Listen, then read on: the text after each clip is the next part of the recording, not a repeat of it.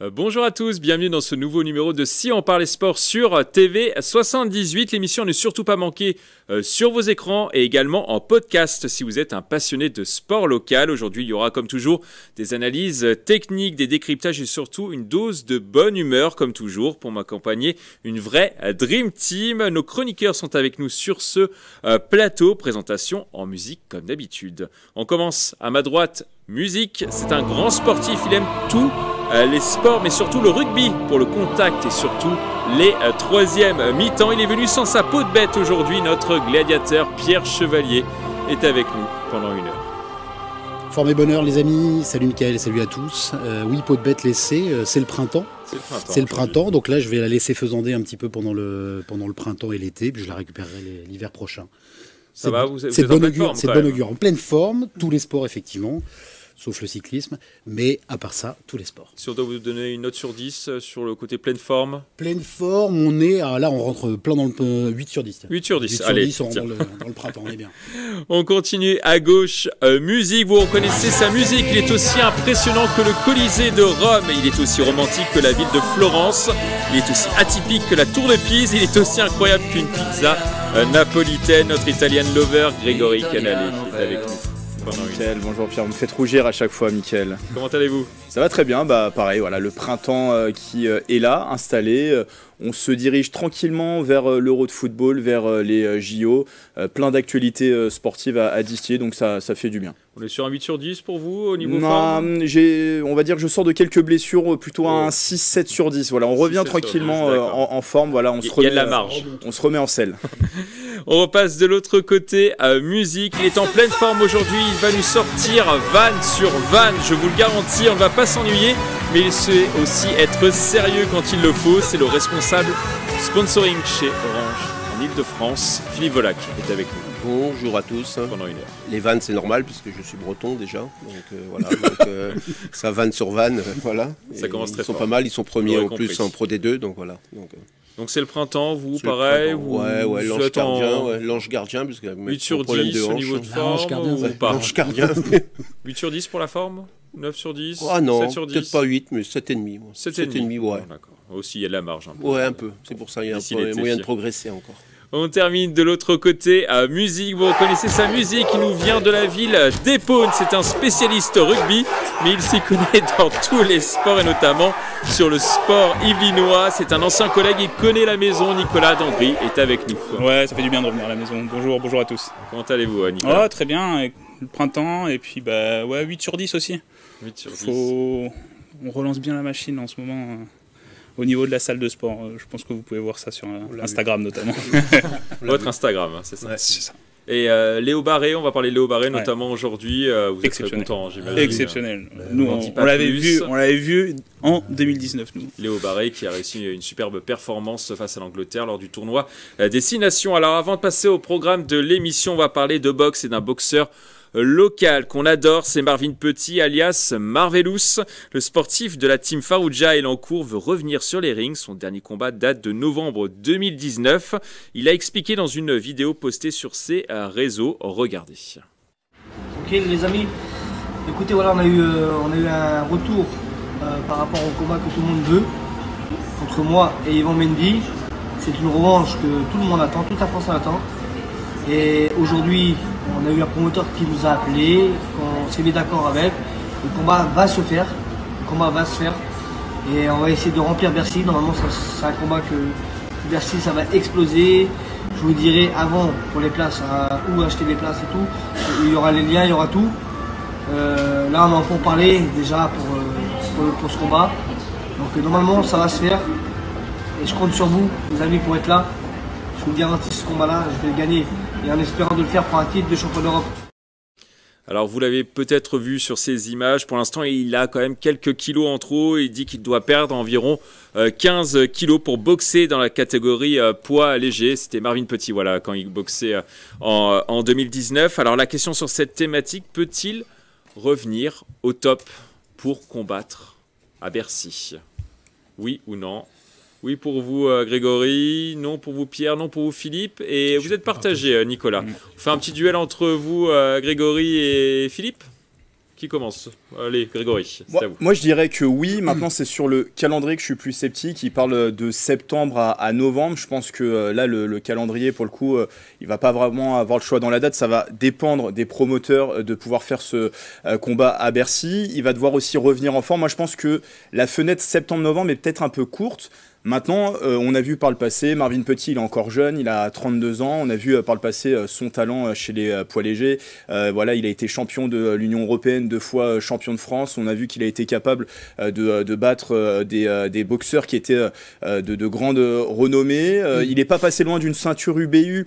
On se souvient, c'était en 2019 face aux Belges, dont j'ai oublié le nom, mais je m'étais noté Patera, son nom, Francesco Patera. Ouais, voilà, c'était en Belgique, où il avait été battu un peu dans la polémique sur une décision des arbitres que lui contestait. Il parle de vol carrément. Et il conteste toujours. Et il conteste toujours. Donc moi, je crois à son retour. Maintenant, un retour dans un court terme, j'y crois moyen. Mais je pense qu'il a les qualités pour revenir, peut-être dans les 2 prochaines années. Même 15 kilos en trop, ça 15 kilos pour un boxeur, ça peut se perdre très rapidement.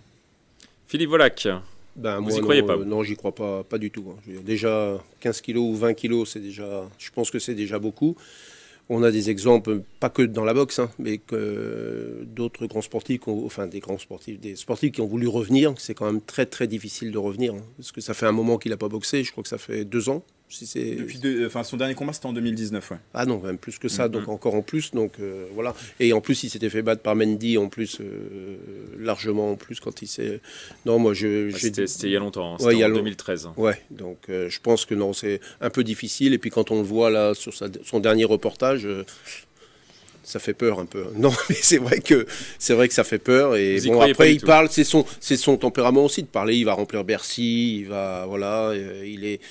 Enfin, là, je le trouve pas encore assez concentré, tu vois, sur son prochain combat ou ce qu'il veut faire, parce que voilà, il parle des places, je trouve qu'il est un peu dispersé, je trouve. Bon, il a le temps encore un peu, mais bon. Est-ce que c'est pas un moyen aussi de pousser Yvan Mendy à accepter un combat, peut-être aussi? C'est dans même si un peu le spectacle. Je sais même pas si lui va accepter. Je veux dire, voilà, on ne sait même pas. Je veux dire, parce que je pense qu'il va le. Ouais. Apparemment, pour l'instant, il n'y a aucun combat qui n'est officialisé. Yvan Mendy n'a pas répondu. Non, mais déjà, et puis perdre, je te dis, là, avoir 15-20 kilos, je pense que c'est quand même, c'est plus facile à prendre qu'à perdre, je pense. Et juste pour préciser, en fait, Yvan Mendy est challenger actuellement d'une ceinture européenne, et en fait, Marvin Petit pourrait se remettre en selle très vite. Si, bien sûr, il y a acceptation du combat, il pourrait se retrouver face à potentiellement quelqu'un qui a une ceinture européenne. Et on sait que aller chercher cette ceinture, c'est aussi un objectif pour lui. Donc ça peut être un motif de motivation pour revenir très vite. Et d'ailleurs, le niveau de Marvin Petit, selon ses entraîneurs, c'est un titre de champion du monde. Pour eux, il aurait pu avoir un titre de champion du monde. Nicolas Dandry, je vous donnerai ensuite la parole à Pierre Chevalier. Nicolas Dandry qui était partagé sur la question. Oui, partagé parce que, comme vient de le dire Grégory, dès lors qu'il y a des objectifs, on sait comment ça fonctionne le sport, des objectifs qui permettent d'avoir le mental pour aller chercher ces objectifs-là. On a l'impression qu'il a l'air déterminé. Après, comme dit Philippe, on connaît Marvin Petit, on connaît le personnage sur les réseaux sociaux et notamment dans sa communication. Mais s'il est vraiment déterminé à suivre un entraînement régulier avec la team Farougia, on sait que Tanguy peut vraiment l'encadrer pour l'emmener là-bas s'il sent s'il sent que Marvin Petit est déterminé. On ne sait jamais dans le sport. Il peut y avoir des comebacks. Après, à moyen, long terme, plus qu'à court terme, comme le dit Grégory. Et ensuite, le deuxième point, c'est s'il y a un promoteur et qu'il y a de l'argent qui est mis sur la table pour organiser ce combat, si l'adversaire accepte de combattre, tout peut arriver, tout est possible. Pierre Chevalier. Ce qu'on peut lui reconnaître, c'est une volonté réelle de forcer le destin. Il a 33 ans maintenant, là il vient de fêter son anniversaire. C'est un boxeur qui a eu ses heures de gloire plutôt il y a une dizaine d'années, 2013, 2016, 2019, avec ses titres de champion de France où on le voyait déjà tout en haut de l'affiche. Et là, j'ajoute à ce qui a déjà été dit aussi, il est très suivi par la communauté, notamment la communauté des gens du voyage. Et c'est eux qui prend à partie et qui prévient qu'il peut y avoir cette date de combat et de remplir Bercy. Et remplit toutes les salles, généralement avec ses supporters. Voilà, grâce à cette ferveur et à cette communauté qui le suit. Maintenant, il voudrait avoir le choix dans la date, mais là, pour le coup, c'est peine perdue parce que c'est pas lui qui a les clés en main là-dessus. Et quand on voit juste le reportage avec le avant-après, là on mesure tout le chemin qui reste à parcourir sur la balance. Ou alors, sinon, il faut qu'il change de catégorie. Mais c'est pas si facile. Oui, il est en poids léger, hein, on le rappelle. Et donc là, pour le coup, il en est loin. Il est loin de son poids de forme des années 13-14. Et donc, bon, sacré challenge à relever. Petite question également, il n'a pas combattu, on le disait, depuis 2019, fin 2019, donc on va dire quasiment 2020. Ça fait 4 ans quand même qu'il n'a pas combattu. Est-ce que c'est pas trop dur de revenir finalement, Philippe Volac, après tant d'années? Ah si, déjà même au bout de 2 ans, on a vu même en parlant de Tony Yoka, quand il a été suspendu, il est revenu, ça n'a pas duré longtemps, hein, mais de revenir, et bien on voit maintenant qu'il a du mal aussi. Surtout, en plus, dans la boxe, c'est tellement physique, c'est tellement que je pense que c'est très très très très difficile. Nicolas, tout dépend de ce qui s'est passé depuis 2019. Est-ce qu'il a continué à s'entraîner régulièrement? Apparemment, on a vu là sur les vidéos, il s'entraîne notamment en Thaïlande des fois, il s'entraîne un petit peu ici aussi à Elancourt. Il s'entraîne quand même un petit peu, mais c'est pas. Voilà, on voit les images. Il faut une certaine régularité dans l'entraînement quand même, parce que comme le dit Philippe, la boxe est assez exigeante au niveau physique. Notamment quand les combats durent, il faut avoir une condition physique certaine. Et comme le disait aussi Pierre, il faut s'il revient à son poids de forme, et je pense qu'il en est loin. Déjà revenir au poids fixé par la catégorie, mais en plus revenir à son poids de forme, c'est... Il en reste 15 pour être bien. Voilà, une quinzaine de kilos, c'est ce qu'il a annoncé sur ses réseaux sociaux. Un petit comme j'aime et on est bien. En tout cas, on souhaite bon courage à Marvin Petit, à son entraîneur Tanguy Farouja. On croise les doigts pour le voir remonter sur le ring. Nous allons maintenant passer au programme de l'émission. Aujourd'hui, nous allons parler du nouvel entraîneur du FC Versailles, Jean-Luc Vasseur, qui a repris en main l'équipe première. On parlera aussi rugby avec le magnifique match du Versaillais Léo Barré avec le 15 de France pendant le tournoi des 6 nations. Mais avant de parler de ces thèmes, on va parler du PSG. Le tirage au sort des quarts de finale de la Ligue des Champions a été effectué. Le PSG, qui construira peut-être un stade à 50 ans limite dans les prochaines années, a hérité du FC Barcelone. Le club espagnol a notamment soulevé 5 Ligues des Champions, mais le Barça est un peu moins bien en ce moment. Le match aller se déroulera le 10 avril au Parc des Princes. Le match retour se déroulera à Barcelone. La question sur cette thématique, est-ce que le PSG est favori de cette rencontre? Double confrontation. Oui pour vous Nicolas Dandry, oui pour vous Grégory Canellet, oui pour vous Philippe Volac, et vous êtes partagé Pierre Chevalier. Je vais vous donner du coup la parole. Pour faire le nombre sur l'absence d'unanimité, parce que Barça restera toujours Barça, et que dans des conditions qui étaient meilleures sur les années précédentes, à chaque fois qu'on est tombé sur le Barça, notamment la dernière fois, c'est des scénarios qui sont pas c'était la remontada, la fameuse remontada. Il y a eu 2021 la de poule. Non, 8e le PSG avant le Final Four. Ce que je veux dire, c'est là c'est favori, ça voudrait dire que dans les travées du Parc des Princes, tout va on ne peut mieux, et que la campagne de Ligue des Champions est faite pour être gagnée. On en a suffisamment parlé ces dernières semaines, ces derniers mois, pour dire que justement toutes les planètes ne sont pas alignées. Il y a actuellement la gestion du cas Mbappé avant son départ. Il y a un effectif qui s'est quand même vachement allégé, mais qui a priori se base maintenant sur des individualités un petit peu plus fortes et un petit peu plus combatives pour aller chercher ces matchs. Et puis ça reste le PSG en Ligue des Champions depuis 7-8 saisons, et avec cette difficulté d'aller au bout. On a déjà eu du mal à se qualifier sur les 2-3 saisons précédentes pour les 8e. Maintenant on passe en quart. C'est même avec un Barcelone diminué, on sait que cette équipe, elle est capable de se transcender en Ligue des Champions. Elle a plusieurs fois été au bout, ce qui n'est pas le cas du PSG. Donc là, je suis un peu partagé avec un espoir que ce soit la bonne année, juste avant que Kiki parte en Espagne, justement.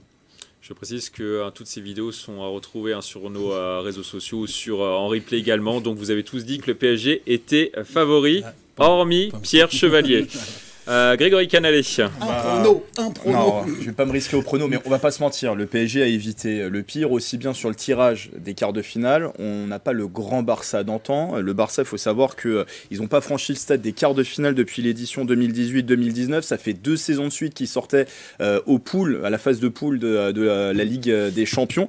Et même sur le plan du tableau, parce qu'on a tiré les quarts de finale et les demi-finales, du côté du tableau du PSG, on a ce FC Barcelone en quart de finale et potentiellement, si le PSG passe, derrière le vainqueur de Dortmund, Atlético de Madrid. Quand de l'autre côté, on a le Real, Manchester City, le Bayern. Donc le PSG a eu quand même de la chance au tirage, ça faut le préciser. Je disais, le Barça, c'est plus celui d'antan, à l'instar... alors, au contraire du PSG, il n'y a pas de crack. Le PSG a Kylian Mbappé. Pour moi, le Barça aujourd'hui n'a pas de crack. On pourrait parler de Lewandowski qui a 12 buts en Liga, qui fait une saison honorable cette saison, mais les petits Pedri et Gavi ne seront pas là. Ils seront souvent blessés, ils ne seront pas là face au PSG. Il y a Lamine Yamal, le petit crack de 16 ans, mais qui doit encore tout démontrer du côté du FC Barcelone. Donc pour moi, le PSG a plus d'armes que le FC Barcelone. Et il y a une autre donnée qui pourra peut-être faire sourire mes camarades en plateau, mais le match retour n'aura pas lieu au Camp Nou, contrairement à ce qui s'était fait lors de la remontada, puisque le Barça en ce moment joue au stade du Montjuïc, le stade olympique qui a accueilli les Jeux Olympiques de Barcelone en 92, parce que le Camp Nou est en rénovation. Et donc aussi pour la symbolique, le PSG ne jouera pas dans le stade de la remontada. Donc je pense qu'il y a plusieurs planètes qui sont alignées. Luis Enrique, le coach du PSG, qui connaît bien sûr le FC Barcelone parce qu'il a entraîné du côté du FC Barcelone. Le FC Barcelone qui est dans une saison aussi un peu bizarre avec Xavi qui va arrêter à la fin de la saison. Bref, les voyants sont plus au vert côté PSG, même si rien n'est escompté du côté du Paris Saint-Germain. Mais voilà, on ne peut pas se cacher que le PSG est quand même le grandissime favori face au FC Barcelone. Nicolas Dandry, pour vous? Non, ce n'est pas mon code PIN ou un code secret. 4-4-4, eh bien, c'est le bilan des confrontations entre le PSG et le Barça en Ligue des Champions. Donc sur un total... Donc ça va forcément évoluer. 12. Donc 4 victoires, 4 nuls, 4 défaites. La dernière confrontation entre les deux équipes, ça remonte effectivement à l'année 2020-2021. 2019-2020, édition spéciale à cause du Covid, où le PSG l'avait emporté, s'était qualifié donc au Final Four ensuite, et avait joué en finale contre le Bayern de Munich, une finale perdue. C'est l'année ou jamais, je pense, pour le PSG, la dernière saison pour Kylian Mbappé. Partir sur un titre de Ligue des Champions avec le PSG, ce serait énorme.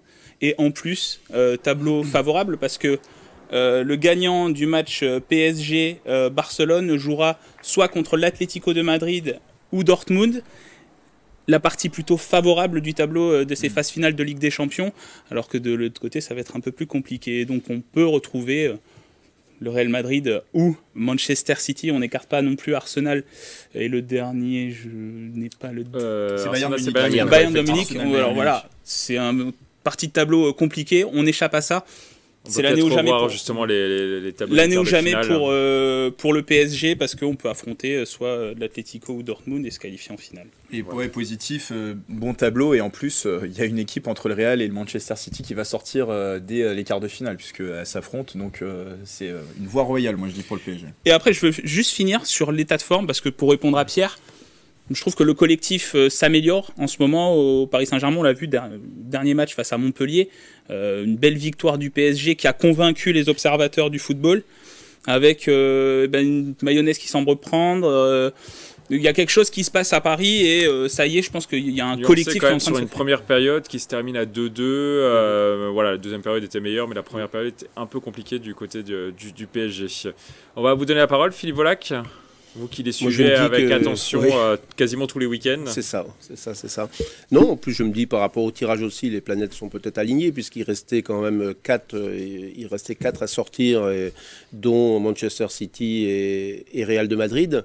Et comment je veux dire, bien sûr, Barcelone. Et en fin de compte, on n'a pas tiré les deux gros. C'est ce qui est rare quand même, parce qu'en général, au tirage, on n'a pas souvent les bons tirages. Et puis je me dis que, bon, on critique beaucoup Enrique, mais bon, Enrique, c'est quand même, il était quand même à Barcelone, il connaît bien l'équipe, il fait tourner, bon, pour certains, c'est pas top. Même pour moi, des fois, on comprend pas trop sa stratégie. Mais bon, a priori, ça a l'air de prendre parce que bon, Mbappé fait pas trop la tête parce que quand il est remplaçant. Donc voilà. Et puis là, quand on voit encore le match qu'il a fait contre Montpellier. Après, bon, faut faire attention. C'est sûr que c'est un quart de finale. Barcelone, il reste quand même sur plus de 10 matchs sans défaite. Là, ils ont gagné 3-0 à l'Atlético de Madrid quand même. Donc, et qui était invaincu, l'Atlético de Madrid chez eux, qui était invaincu depuis je sais pas combien de temps. Et je trouve qu'il faut quand même faire attention, même si Yamal a dit que c'est lui qui allait mailler. Pour faire un petit bilan de Barcelone sur cette saison, 2e de Liga, bilan 3 défaites en championnat. Ils ont terminé premier de leur poule en Ligue des Champions devant Porto, mais avec 2 défaites quand même au compteur. Ils sont c'est exactement, ils sont prenables à l'extérieur parce que ce sont leurs 2 seules défaites, 2 défaites à l'extérieur. Donc peut-être que si le PSG fait un gros score peut-être au match aller, ils seront en sécurité peut-être pour le match retour. Oui, au retour par contre, ils gagnent à domicile. Généralement, ça marche plutôt bien côté Barça. Pour répondre à Pierre, ça n'a pas toujours été, mais pour la remontada, il y avait 3 semaines d'écart entre les 2 matchs, le temps quand même de se remobiliser, notamment psychologiquement après avoir pris 4-1. 4-0. Et là, il n'y a qu'une semaine d'écart entre les 2 matchs. Si Paris met un carton au Barça au match aller, ça va être très compliqué de revenir au match retour. Je pense que c'est quand même un avantage aussi de l'avoir comme entraîneur, l'avoir au PSG plutôt que l'autre côté, je veux dire. Rapidement, Kylian Mbappé qui va sûrement signer au Real Madrid, il aura peut-être à cœur de montrer qu'il peut performer dans un petit classico, déjà un avant-goût du classico pour l'année prochaine. Vous pensez que ça peut jouer, comme ça. Moi, je le verrais plutôt sous l'angle. Il a envie de bien terminer son aventure avec le Paris Saint-Germain et il va forcément soigner ses sorties. Enfin, il va s'attacher, on le sait, c'est un gros professionnel et il va travailler pour bien terminer sa carrière au PSG. Pierre Chevalier. C'est peut-être le seul point moi, qui me ferait basculer sur le statut un petit peu plus favori du PSG. C'est qu'a priori, la stratégie mise en place par Luis Enrique, c'est de mettre un petit peu Kylian Mbappé dans le formol en championnat, bon, sauf contre Montpellier où là il a brillé, mais de le mettre en plaçant et pour qu'il soit vraiment pleine bourre en Ligue des Champions. C'est effectivement là, de ce côté-là, peut-être une bonne stratégie et de piquer un petit peu son orgueil et son envie, et puis de se mettre toutes les chances de notre côté pour la remporter enfin cette année.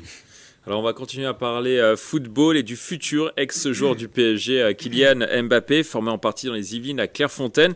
Le joueur francilien devrait signer cet été donc au Real Madrid, mais cela pourrait compromettre les chances de le voir aux Jeux Olympiques cet été avec l'équipe de France. La raison, le Real ne voudrait pas libérer ses joueurs pour la compétition. De son côté, Thierry Henry, le sélectionneur de France Espoir, dit que ça reste la décision du club. Il y a donc très peu de chances de le voir au jeu. La question sur cette thématique, est-ce que ce serait une grande perte de ne pas le voir en équipe de France cet été pendant les JO? Oui ou non? Oui, grande perte pour vous, Nicolas. Vous êtes partagé, Grégory. Non pour vous, Philippe, et partagé également, Pierre. Donc on va faire un petit duel entre Nicolas et Philippe. Philippe, vous cherchez les duels, hein, j'ai l'impression. Ouais, j'aime bien. Non, mais allez-y, commencez. Mais je me dis que c'est pas... C'est une grande perte peut-être pour l'équipe de France de foot, mais par rapport à la compétition, les JO, je pense que c'est pas, on n'attend pas, je pense que c'est pas Mbappé qu'on attend. Je pense qu'il y aurait, même en sport collectif, il y aurait plus Van Beek qu'on attend plus en basket, tu vois, que le foot. Je trouve que c'est aléatoire. En plus, bon, ils vont jouer en province leur match de poule. Après, ils vont revenir au Parc des Princes. Enfin, moi, je pense qu'il y a... mis à part le hand, le hand, mais je veux dire, sinon, moi j'attends plus des performances individuelles sur les sports individuels que sur les sports collectifs, mis à part le hand que j'adore et que ça je vais suivre parce que déjà pour leur palmarès et puis les vedettes qu'il y a aussi comme Nicolas Karabatic qui va arrêter après, et je pense que voilà, je pense que c'est pas une grosse perte, et je pense que de toute façon on peut pas savoir encore quelle équipe, parce que je me dis moi c'est les espoirs, mais en fin de compte l'équipe d'espoir de maintenant, ce qui parle maintenant, en fin de compte il y aura pratiquement aucun joueur des espoirs de maintenant par rapport dans l'équipe. Il parle de Griezmann qui est pas sûr non plus d'y aller parce que son club ne veut pas non plus, il y a beaucoup de, on sait pas, il y a même aujourd'hui, Benzema a dit qu'il voulait aller jouer en espoir. Bon, c'est pas Deschamps, donc ça tombe bien parce qu'ils ils peuvent pas se voir. Mais je veux dire, il veut même aller en jouer en espoir à 36 ans, je veux dire. Nicolas Dandré, qu'est-ce que vous lui répondez à Philippe? Moi, je pense que ce serait une perte à la fois pour lui, pour l'équipe, pour le collectif, mais pour lui aussi. On parle quand même des Jeux Olympiques de Paris. Ce serait énorme de voir... alors après, tout dépend de la participation en cérémonie d'ouverture, parce qu'en plus, le calendrier du rugby à 7 chevauche sur la cérémonie d'ouverture, mais ce serait énorme de voir Wembanyama, Dupont, Mbappé porter porte-étendard de l'équipe de France en termes de communication aussi, ça peut être très fort. Porter la nation française avec ces 3 pépites respectives dans leur sport, ce serait énorme. Après, vivre ce moment pour Kylian Mbappé, ce serait énorme parce qu'il pourra dire qu'il a participé à ces Jeux Olympiques de Paris. Après, est-ce qu'il va pouvoir mettre ça dans la balance? On sait que c'est un joueur exceptionnel. Est-ce que le Real de Madrid va faire une exception? Ils ne veulent libérer personne. Voilà. En fait, le Real Madrid. Après, par principe. Par principe. On sait que l'institution est beaucoup plus forte au Real de Madrid qu'au PSG, si je peux me permettre. Mais voilà, donc est-ce que l'institution va prendre le dessus sur Kylian Mbappé? Est-ce que si Kylian Mbappé dit « je fixe ma condition, je veux aller faire les Jeux Olympiques », est-ce que le Real Madrid cédera? Ça va dépendre aussi du résultat du championnat d'Europe aussi, qui est juste avant. Oui, le championnat d'Europe qui se déroulera en Allemagne du 14 juin au 14 juillet, avec une possible finale et une victoire de l'équipe de France. Pour arracher le trophée à l'Italie. Face à l'Italie, peut-être. Pierre Chevalier, qui vous a convaincu? J'étais partagé, donc je me retrouve dans les arguments de Nicolas et de Philippe. Je fais le parallèle avec le rugby à 7, comme a commencé à le faire Nico, avec la possibilité et la grâce de voir Antoine Dupont s'aligner avec l'équipe de France de rugby à 7. On voit déjà, il est déjà mobilisé et il pète déjà tous les compteurs en emmenant l'équipe de France à un titre qu'elle n'avait pas glané depuis très très longtemps à Los Angeles. 2005. Donc l'équivalent serait fantastique au foot comme au basket, effectivement, avec Wemby. Maintenant, on est en plein dans le sport. Le sport amateur vs sport professionnel, le sport business vs la gloire olympique et la gloire de son pays, la gloire du drapeau.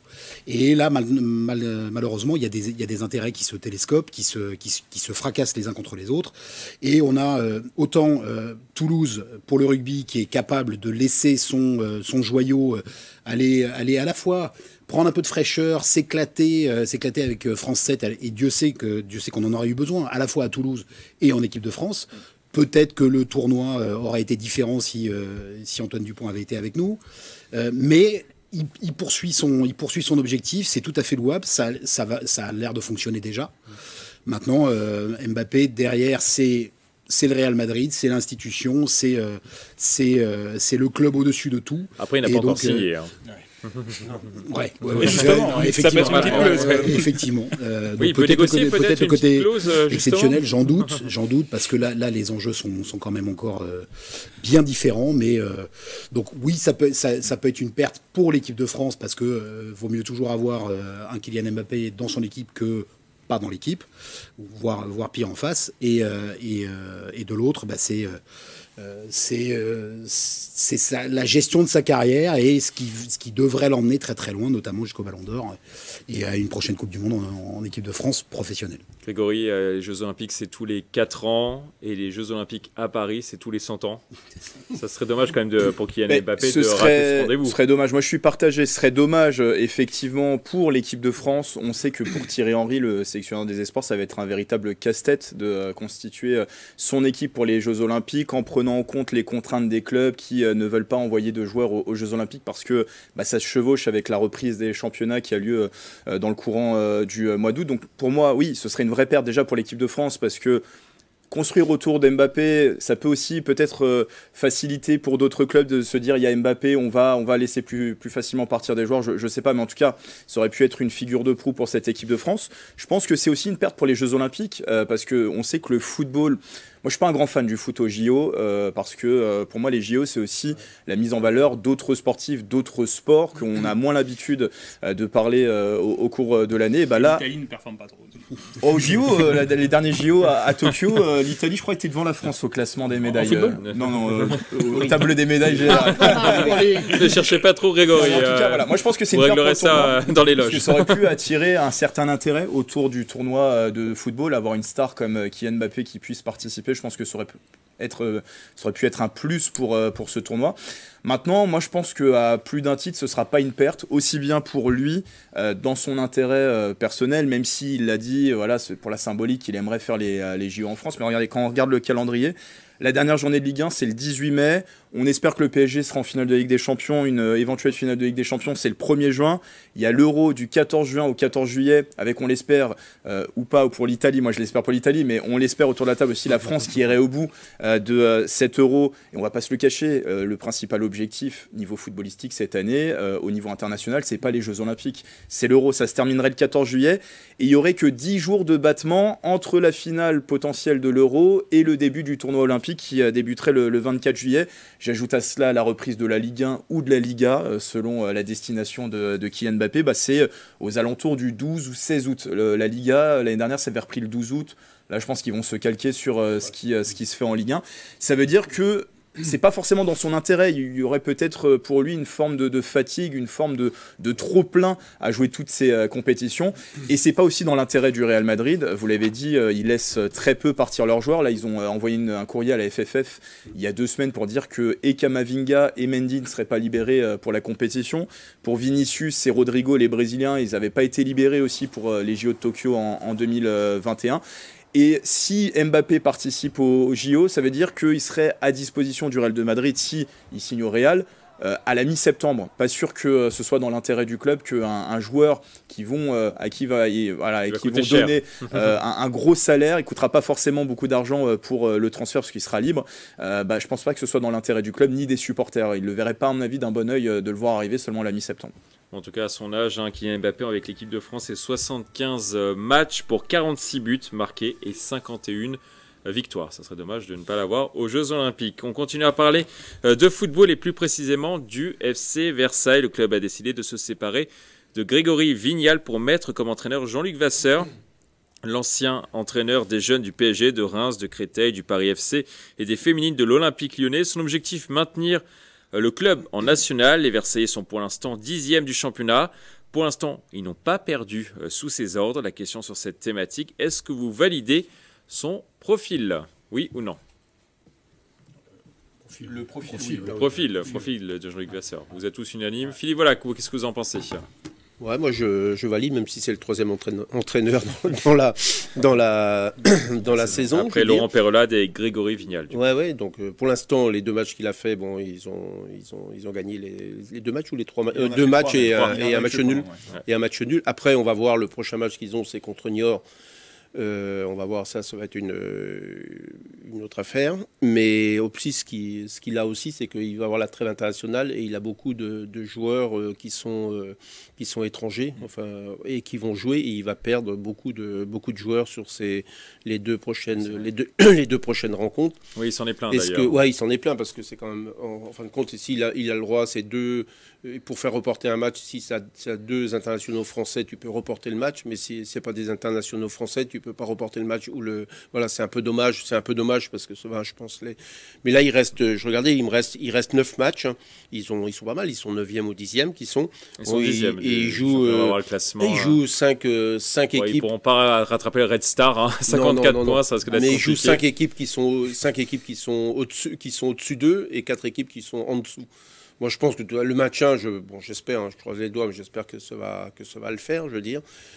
Et maintenant qu'ils sont sur la ligne de départ avec Gasly, donc je pense que... On va en parler juste après. Voilà, c'est ça. Donc, vous faites des beaux teasings, Philippe Volac. Nicolas Dandry, qu'est-ce que vous en pensez? Profil intéressant, profil expérimenté. Qui a su remonter le club de l'US Créteil de National en Ligue 2. Dans la saison 2013-2014.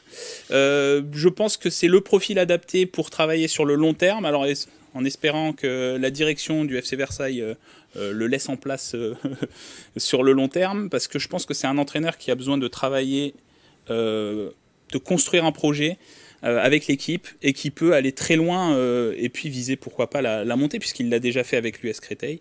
Il a aussi entraîné des clubs en Ligue 2. Je pense que c'est le bon profil pour le FC Versailles à l'heure actuelle.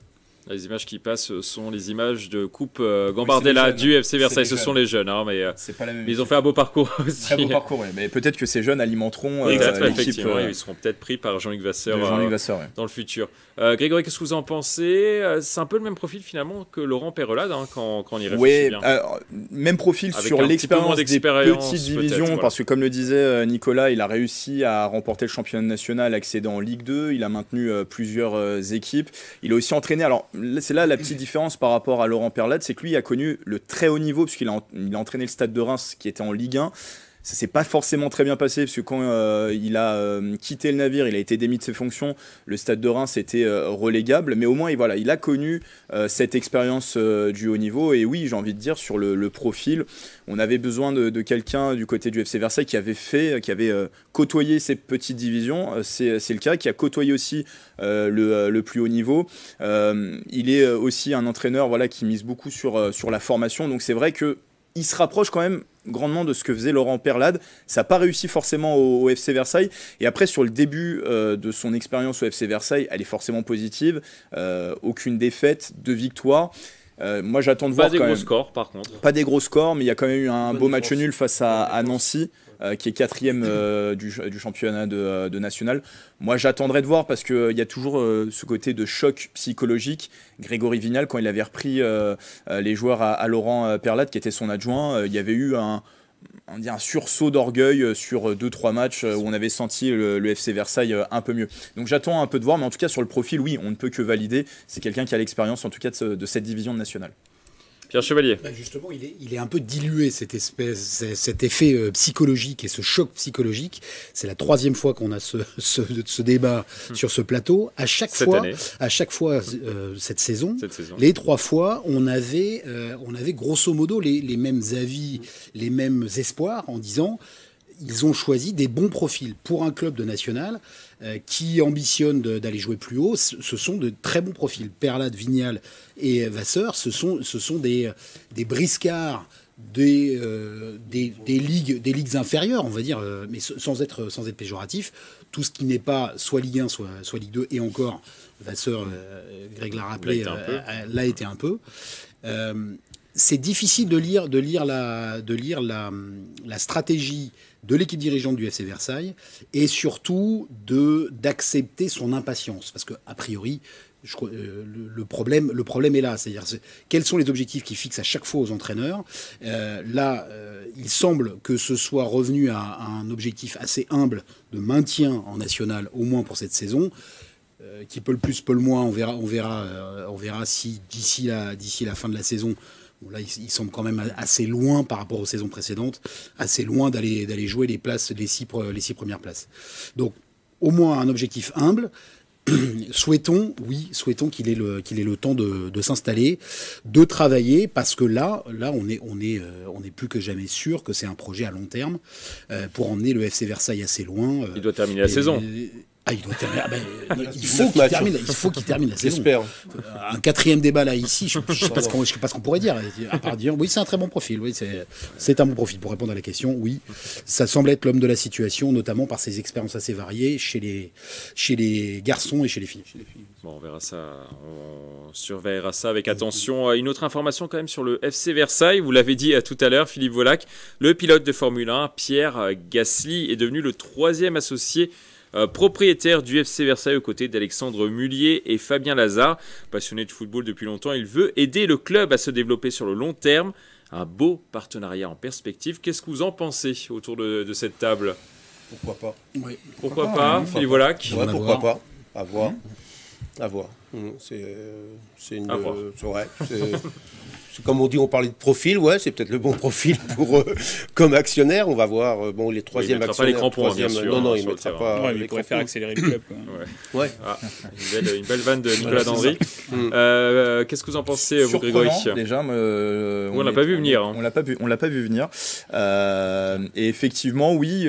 Pour moi, bonne nouvelle. C'est des moyens supplémentaires pour le club. C'est un nom. Quand même connu du monde du sport, Pierre Gasly, français. Ça aussi, ça incarne un esprit de jeunesse. C'est 3 actionnaires qui ont des projets pour l'avenir du Football Club de Versailles. Visiblement, du côté de l'association du Football Club de Versailles, on est aussi content du projet qui est incarné par au moins Alexandre Mullier, qui est le propriétaire. Donc non, de bon augure. Moi je dis pourquoi pas un partenariat avec Pierre Gasly. Je ne sais pas si ça va l'aider à gagner un peu plus de courses en Formule 1, mais en tout cas, s'il fait gagner le FC Versailles, moi ça me va. Il ne faut pas que les joueurs restent dans le paddock. Est-ce que ça peut accélérer, comme l'a dit Nicolas Dandry, les projets du club? Ça peut leur permettre de passer en pole position, effectivement. Pareil qu'Emiguel, je dirais que c'est des moyens supplémentaires, notamment financiers, ne le cachons pas. Gros coup de com'. Oui. Et le côté universel du sport. C'est-à-dire que c'est un homme des paddocks et c'est un nom. Et ça ne peut, sur le papier, ça ne peut apporter, au-delà de la surprise et du fait qu'on ne l'ait pas vu venir du tout, que du positif pour les FC Versailles directement. On va passer à notre page débat pour avancer dans l'émission, mais on aurait pu en parler encore pendant quelques minutes. Certes. On passe à notre page débat. Retenez bien son nom. Léo Barré, ce Versaillais, était l'un des grands artisans de la victoire de la France sur l'Angleterre ce week-end dans le tournoi des 6 Nations. Il a inscrit son premier essai chez les Bleus sur une passe de Charles Olivon à la 56e minute, une réalisation qui a permis de revenir à un petit point du 15 de la Rose. Il a été logiquement élu homme du match à la fin de la rencontre. Rappelons qu'il a tout juste 21 ans. S'il continue comme cela, il devrait faire de nombreux tournois internationaux avec l'équipe de France. La question sur cette thématique, est-ce que vous êtes surpris par Léo Barré? Non, pour tout le monde en fait. Tout le monde autour de cette table est unanime sur la question. Alors avant de laisser la parole aux spécialistes, que ce soit vous Nicolas Dandry ou vous Pierre Chevalier, Philippe Volac, on va voir avec vous, disséquer un petit peu ce Léo Barré. Vous aimez bien le rugby aussi. J'aime bien le rugby. Qu'est-ce que vous en pensez de Léo Barré? Enfin, moi en plus je le connais depuis... Est-ce qu'il vous a fait vibrer? Oui. À part, j'ai eu un peu peur quand il a fait l'en avant sur la première chandelle, mais au début de match contre l'Angleterre, mais autrement après, il a été avec le Garec, ils ont été tous les deux exceptionnels. C'est son deuxième match, il est vraiment très bon. Moi, je l'ai vu jouer quand il était jeune, quand j'étais sponsor de Massy, donc je l'ai vu là-bas et avec son pote Joris Second, aller là-bas voir, il n'y a pas longtemps, aller voir un match à Massy aussi, et c'est le bon mec, c'est le bon mec. En plus, il est très fort, c'est ce qu'il a fait là, la copie qu'il a rendue, là, il a note de 7, il n'a pas eu 8 parce que c'est François Cros qui a eu la note de 8, mais partout il était deuxième, il se tenait avec, c'était un peu pour avoir l'homme du match, c'était serré avec le Garec. Je pense que tous les deux c'était un peu serré, mais il mérite d'être l'homme du match. Grégory. Bon, moi, non, ce que je voudrais dire, je ne vais pas rentrer dans l'analyse, je vais laisser ça à mes camarades rugbymen, mais moi, c'est la grande émotion.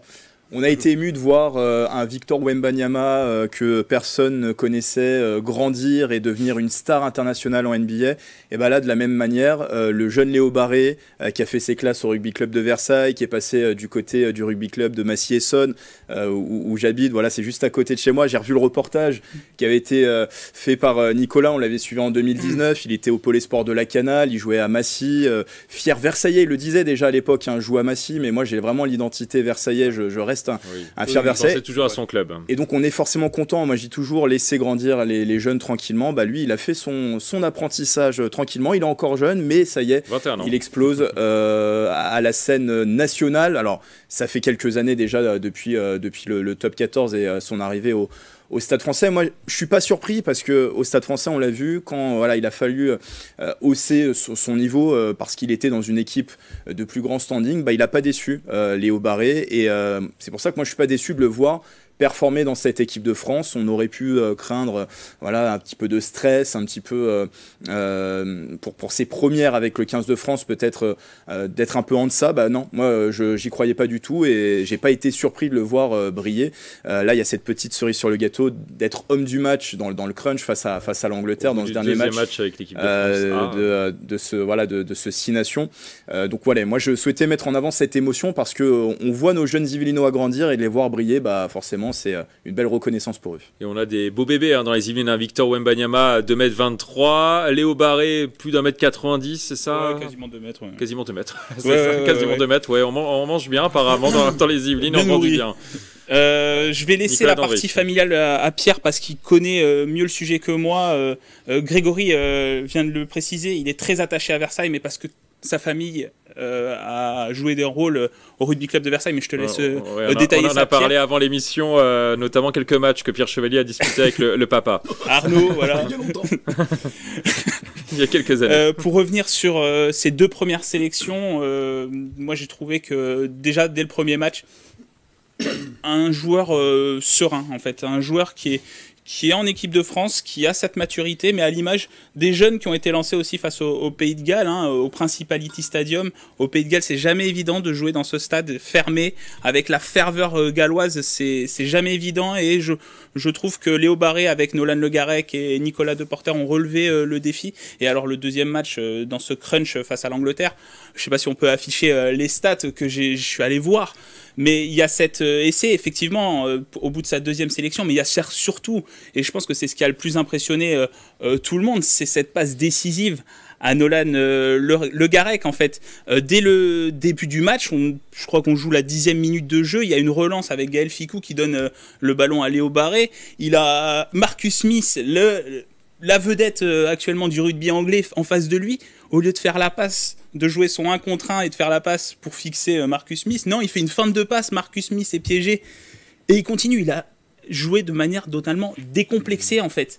C'est-à-dire qu'il n'y avait pas de stress, il y avait cette sérénité en lui, et en fait il continue l'action, il poursuit, et il fait une passe décisive à Nolan Le Garec pour le premier essai français. C'était exceptionnel, et quand j'ai vu cette action-là, je me suis dit, oulala, il va y avoir un gros match de Léo Barré, parce que déjà sur cette action-là, il a gagné beaucoup de mètres ballon en main, et il termine le match avec une centaine de mètres gagnés ballon en main, ce qui est énorme au rugby, et c'est ce qui a pesé dans la balance pour qu'il soit homme du match. Une passe décisive, un essai, et puis 5 défenseurs battus, je crois, au total. C'était un match exceptionnel de Léo Barré, et franchement, bravo à lui.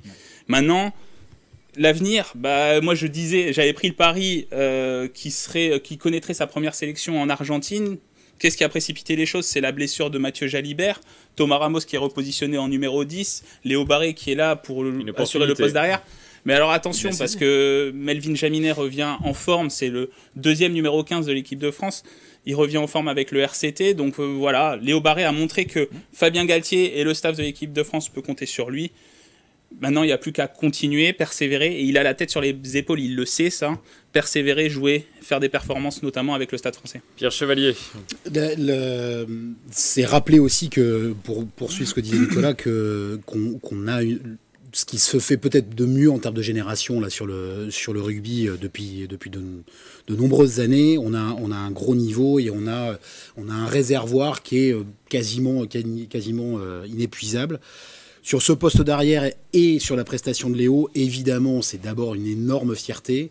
On le sentait en fait, on en parlait même avant le tournoi en disant c'est peut-être le moment. Il était déjà sélectionné, donc il était déjà plus qu'aux portes de l'équipe de France puisqu'il n'attendait que sa première sélection. Et effectivement, il y a eu un concours de circonstances qui a accéléré en fait sa première sélection au Pays de Galles.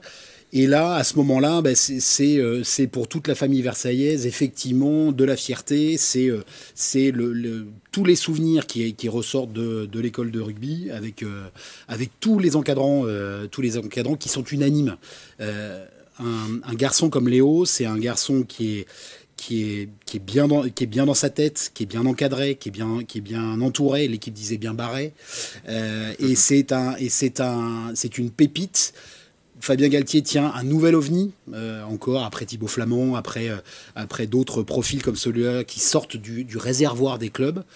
c'est suffisamment rare dans le rugby amateur et notamment en Ile-de-France d'avoir comme ça des joueurs formés et qui percent au plus haut niveau pour s'en satisfaire évidemment. Tirer un énorme coup de chapeau à tous les encadrants, tous les entraîneurs qu'il a eu depuis l'école de rugby. Ensuite il est passé chez Michel, son grand-père à Gujan-Mestras. Il y a eu Massy effectivement, mais il le rappelle souvent, et Arnaud, son papa aussi, c'est Versailles qui l'a vu naître au rugby. Donc évidemment, nous, c'est le cœur bleu et blanc là, qui explose. Et en plus, quand on le voit bien préparé, comme il l'est, performé au Pays de Galles, à Lyon contre l'Angleterre, on se dit qu'a priori, il va prendre un bail plutôt long à l'arrière du 15 de France. Effectivement, il y a plein de concurrence, mais je pense que c'est de la concurrence positive. Et ce qui me fait dire que ça peut être long, c'est sa manière de gérer ce match-là. Je connais effectivement un petit peu Léo et sa manière de voir les choses, de voir le rugby, de gérer sa carrière au Stade Français maintenant, avec tous ceux avec qui on discute et qui connaissent bien Versailles, qui connaissent bien Léo. Un match comme l'Angleterre, c'est un match qu'il a éclaboussé de sa classe. Je rajoute à ce que Nicolas a décrit sur l'essai de Le Garrec, c'est qu'il met une double accélération, il met les cannes. C'est-à-dire qu'en gros, là, on avait plus l'habitude de voir des arrières qui relancent du parking, et là c'est une double accélération, une pointe de vitesse fantastique. Il a en plus il a un physique de déménageur, mais bien taillé et rapide.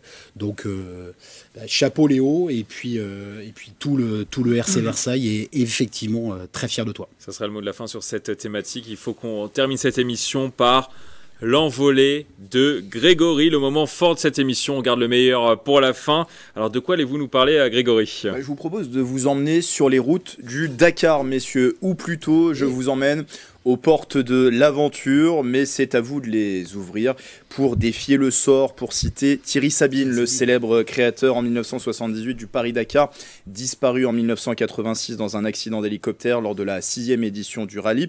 Il est vrai qu'aujourd'hui, le Dakar, qui fêtait sa 46e édition en janvier dernier en Arabie Saoudite, n'est plus celui d'antan, celui des pionniers qui s'élançaient dans l'immensité du désert, sans moyen de communication ni de navigation moderne. La légende Hubert Auriol, vainqueur de 3 éditions, disait que, je le cite, « Si un jour vous décidez de faire du hors-piste, sachez que les fantômes qui vous tiennent à leur compagnie se logent dans la gorge sous la forme de petites boules sèches. » Ça donne pas forcément envie.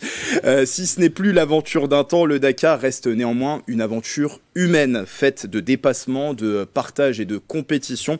Les amateurs qui étaient majoritaires il y a 46 ans ont laissé place à des champions, pilotes professionnels du monde entier. Tous non d'irréductibles amateurs continuent de prendre le départ. Parmi eux, Jean-Pierre Strugo, le pilote originaire de Chatou, a participé cette année à son 32e Dakar dans un buggy 2 roues motrices de la team MD Rally Sport avec Christophe Crespo comme copilote. Et à 77 ans, l'Yvelinois était même cette année le doyen de la compétition. Il est d'ailleurs le seul qui peut se targuer d'avoir participé à une édition où Thierry Sabine était aussi en lice. Jean-Pierre a toujours eu la passion du sport automobile en s'alignant sur quelques rallyes régionaux. Se lancer dans le Paris-Dakar, c'était une idée qui lui trottait longtemps dans la tête, tentée par les pilotes du rallye qui s'élançaient au début des années 80 sous son nez au pied de ses bureaux place de la Concorde à Paris. Il saute le pas en 1985 pour sa première participation et là, la fièvre du Dakar l'a aussitôt contaminé. J'avais toujours eu envie de faire de la compétition automobile. J'avais fait quand j'étais en fin d'études et avant de commencer à travailler quelques rallyes régionaux et donc j'avais envie et je voyais le Dakar à la télévision, donc c'était une épreuve qui m'avait tenté et comme effectivement il venait me narguer sous mes bureaux sans aucune expérience de l'Afrique et de ce genre de compétition, j'ai décidé en 85 de me lancer. Et d'ailleurs, il m'a fallu 4 Dakar de suite pour relier l'arrivée. Oui. Et voilà. C'est dire toute la difficulté de cette compétition. Et pourtant, Jean-Pierre Strugo a conclu en tout 25 Dakar sur 32 participations, soit 78% d'éditions terminées, comme son département, ce qui est énorme. Et des exploits, il en a réalisé l'Yvelinois pendant toutes ces années. Franchir la fameuse passe de Néga en Mauritanie, là où bon nombre de pilotes, même professionnels, se sont ensablés et ont cassé leur moteur. Terminé 7e au classement général en 1997, sa meilleure performance, remporter une étape ou être plusieurs fois vainqueur dans sa catégorie. Jean-Pierre Strugo a conduit en plus sur tous les continents où est passé le Dakar, en Europe, en Afrique, en Amérique du Sud et donc maintenant l'Asie avec l'Arabie Saoudite. Du 5 au 19 janvier dernier, le sort a été moins favorable au pilote de Chatou. Une série de problèmes techniques lui a compliqué la tâche pour sa 32e participation. Soucis électroniques, un moteur défaillant et beaucoup trop gourmand en huile. Résultat, son équipage a terminé à la 128e place au classement général, 49e dans sa catégorie, lui qui visait un top 30. Après cette déception, une question se pose donc. Est-ce que là, l'édition 2024, c'était votre dernier Dakar? Ah bah oui, c'était mon dernier. Comme il y a 10 ans, c'était mon dernier. Comme il y a 3 ans, c'était mon dernier. Et cette année, c'est mon dernier. Bon, puis après, on verra. Il faut dire que la préparation, c'est une course d'obstacles. Il y a pas mal d'obstacles à franchir avant de se retrouver sur la ligne de départ. Et on verra. C'était mon dernier de l'année dernière. Maintenant, on verra. On verra dans les prochains mois. Voilà. Peut-être qu'il y aura d'autres éditions. Vous l'avez compris, il ne serait pas étonnant de voir de nouveau Jean-Pierre Strugo au départ du Dakar l'an prochain. Pour citer Hervé Lecomte qui a participé aux premières éditions, je le cite, la douleur du Paris-Dakar, c'est pas quand tu y es, c'est quand tu ne peux pas y retourner. D'ici à revoir Jean-Pierre Strugo sur la ligne de départ, eh bien, il y a une autre course qui va aussi s'enclencher pour lui, celle au budget. Car participer à ce rallye, quand on est un amateur, ça demande de l'argent, mais avouez-le, le scénario est quand même plutôt beau. Un nouveau Dakar à 78 ans, lui, le représentant du 78. En tout cas, nous, on en parlera de nouveau avec plaisir sur TV 78. Bravo Grégory et Canalé pour cette magnifique envolée. Et si Jean-Pierre Strugo nous écoute, on veut bien le suivre pour le suivre sur ce Dakar, ce prochain Dakar qu'il devrait faire, même s'il a arrêté. Un petit logo sur la voiture aussi. Un petit logo sur la voiture, ça serait déjà très bien. Votre avis sur l'envolée de Grégory? On n'a plus beaucoup de temps malheureusement, mais votre avis, on fait un petit tour de table. Oui, très belle envolée. Mais qu'est-ce que vous en pensez de Jean-Pierre Strugo? Respect pour ses forçats du sport qu'on attend pas forcément parce que c'est de l'amateurisme total et une trentaine d'éditions depuis les années 80, toujours au rendez-vous. Ça a l'air en plus de le conserver et de lui faire du bien. Presque 80 ans. À son âge, je signe tout de suite. C'est vrai qu'avant, c'était au début, je pense que c'était plus l'aventure. Maintenant, c'est plus de la compétition, le Dakar quand même. Et quand on voit qu'il a encore autant de plaisir, et surtout que je suis subjugué, c'est surtout le physiquement. Parce qu'un Dakar, encore plus maintenant, ils ont des bivouacs, ils ont tout ça qu'il faut. Mais c'est impressionnant quand même, à 78 ans et avoir autant de plaisir. Puis quand on l'entend en plus, voilà, je me dis non, c'est pas le dernier qu'il a fait. Mais il faut vraiment être physiquement, et bravo, parce que. Apparemment, il dit ça tous les ans. Il y a notamment sa femme, je crois, qui a des petites réserves à chaque fois, qui essaie de freiner. Mais il y retourne à chaque fois. Ouais, je suis impressionné. Ah ouais. Nicolas Dandry. Je peux ne qu'emboîter la roue, disons, des autres chroniqueurs pour traverser cette dune, mais effectivement, c'est génial. Enfin, c'est des personnages comme ça, moi, qui m'ont fait vibrer quand j'étais jeune, quand je regardais le Dakar, et qui donnent de l'émotion. C'est une sacrée aventure, le Dakar, et c'est énorme.